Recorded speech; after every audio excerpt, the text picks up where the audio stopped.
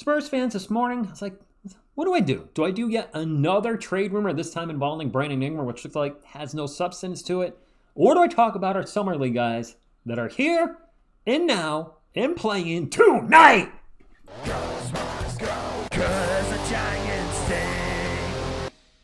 What is up, San Antonio Spurs fans? Welcome to TSR Sports. Summer League is here. I'm excited. We'll be live for every game. Stefan Castle makes his debut finally tonight. Miss TSR, huge UConn filming joining me. Love it. And I want to talk about the roster because, well, I'm sure like you guys, there's a lot of dudes on this roster I've never heard of. Here's the actual roster itself, and then we're going to get to a breakdown from SpursTalk.com. I'll share the link, etc. But there's a lot of names that I didn't know. The names I did recognize: Bouye, Castle, Sissoko, Duke, Gray, Ingram, of course, because we just drafted him. Milner, he was on the Summer League team last year. Minix, and that was it.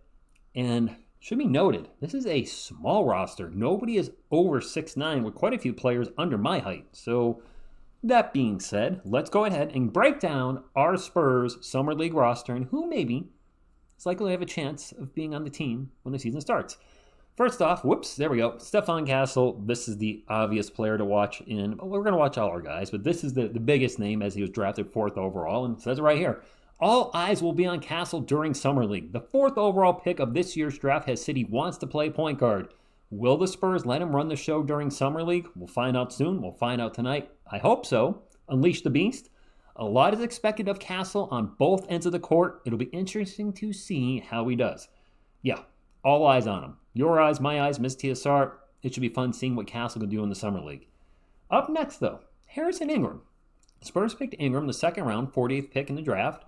And at 6'6" with a 7-foot wingspan, Ingram might be the best rebounder on the team. Those are strong words already.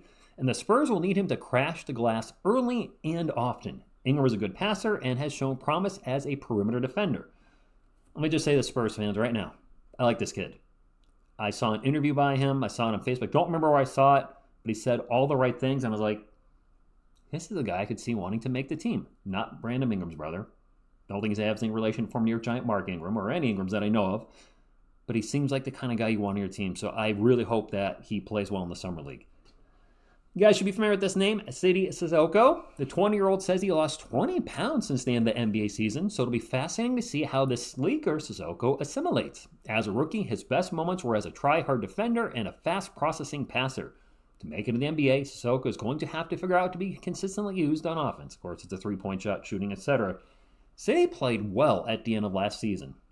He was dunking the ball left and right, and he's a player that I think a lot of us really hope finds a role, finds some minutes with the Spurs next season. David Duke Jr. The Spurs thought enough of Duke to give him a qualifying offer in order to make him a restricted free agent, him and Sandro Mamakhelishvili recently. Duke is primarily known as a hustle player, so hustle, loyalty, respect, who competes hard on defense. He's also a good rebounder for a 6'4" guard, and his passing is improving. Three-point shooting hadn't been a strength since he turned pro, but he hit 38% last season in Austin.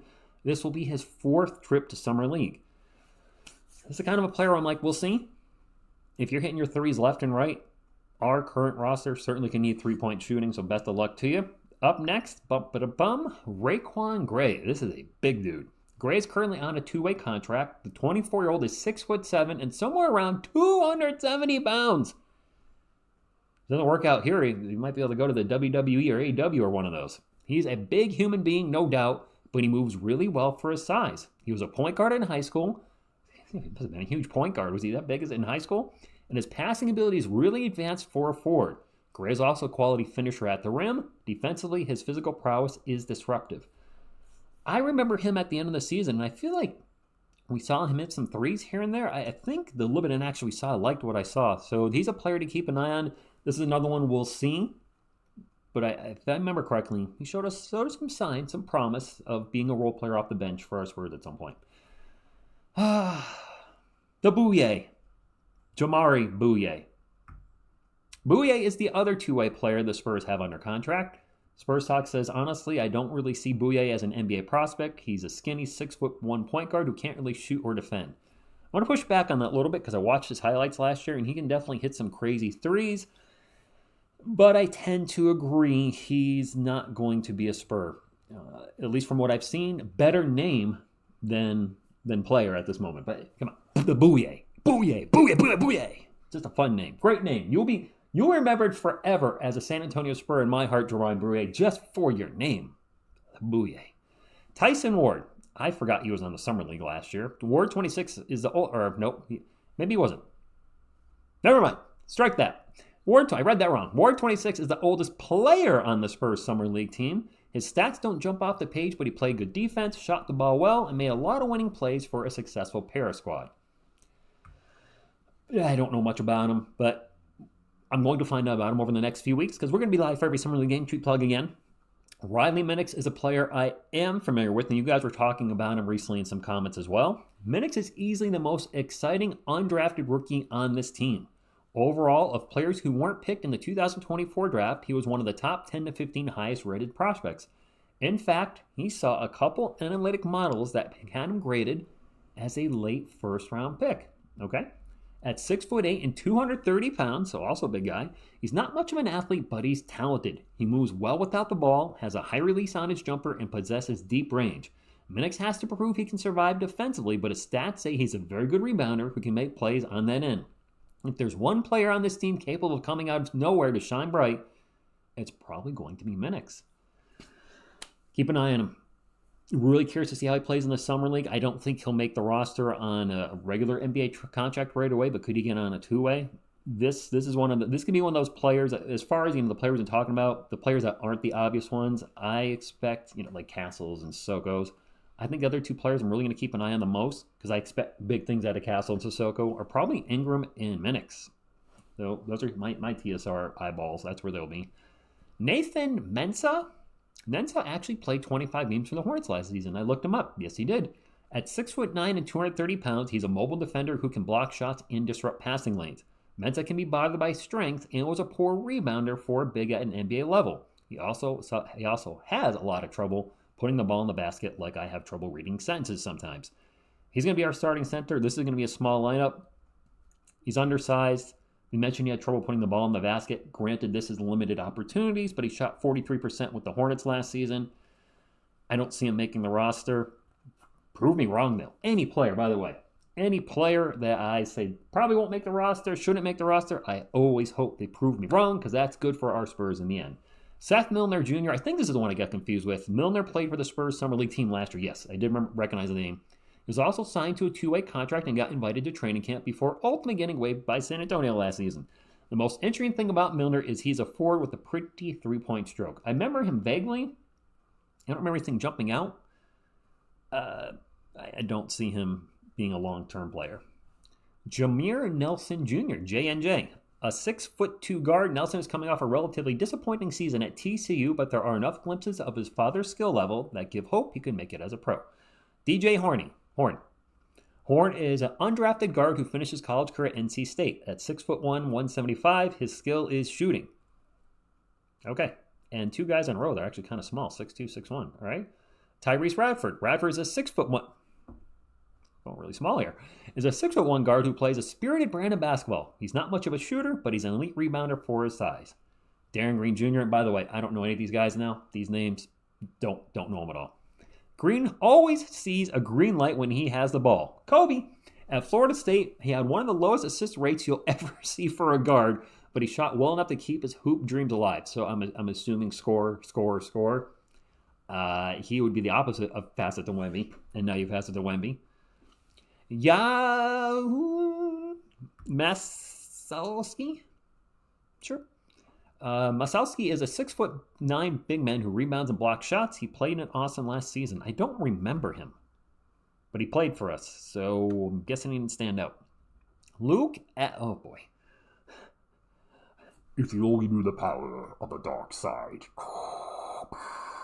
Okay, going off on a tangent. You're having a little fun. Sorry, that's what I do. Luke Avdalovich, another player from... you know what? Another player. No, I'm doing Bane. And I lost my Vader. Another player from Austin.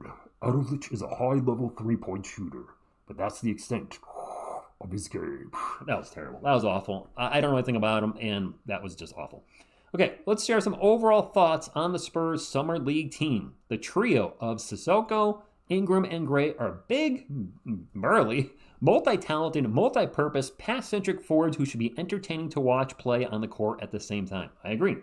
Duke should look really good. Ward has a chance to show he should be in the NBA. Minix is the wild card. So again, Riley Minix coming up. I think he's a wild card too. Of course, in the end, Spurs fans, this Summer League team will be remembered for Castle's play. When Summer League concludes, we should have a better idea of how ready he is to contribute on the NBA level. Hopefully right away. What's going to suck, and this could happen too, is we know what's going to happen. If he has a bad game, bust. If he has a good game, then he's going to get hyped to no end. I try to stay neutral. I'm generally not the type of person that says bust if somebody has a bad league. But if somebody has a great game, I might get a little bit on the hype train. So Spurs fans, let me know in the comments down below. We did a poll recently, and I probably should have left Stefan Castle off the poll about who you're most excited to see in the Summer League because he clearly won like 80% of the voting. But who are you really excited about? Nobody? Everybody? Somewhere in between? For me, Stefan Castle is number one. This is a player I'm hoping cracks the starting lineup day one. This is a 4th overall pick.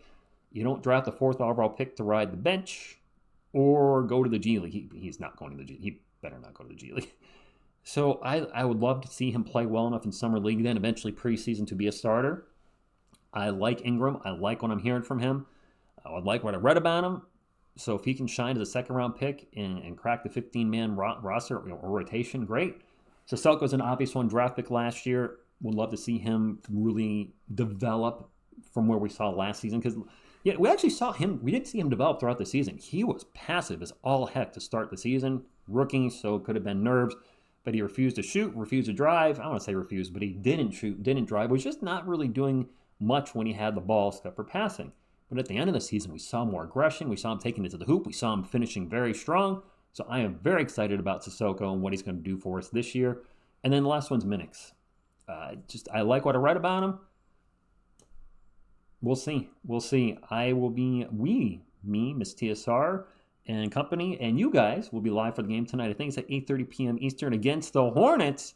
So we're going to get to see Tijan Saloon, the guy that many of us wanted with the 8th overall pick, and the Hornets stole at 6. We're going to get to see him in action against our Spurs. Brandon Miller, oddly enough, is playing in the Summer League. Did not expect that. Figured he'd be resting, but he's playing.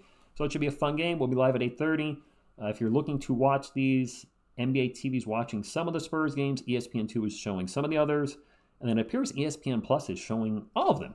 So if you don't have NBA TV or ESPN2, ESPN Plus is only like $11 for a month. So you can get all your Summer League action that way. So there you go. Let me know. Hit the thumbs up, like, support the channel. Subscribe to become part of our great Spurs community. And hope to see you tonight in the chat for Stefan Castle's debut. Thank you. And as always, go Spurs, go!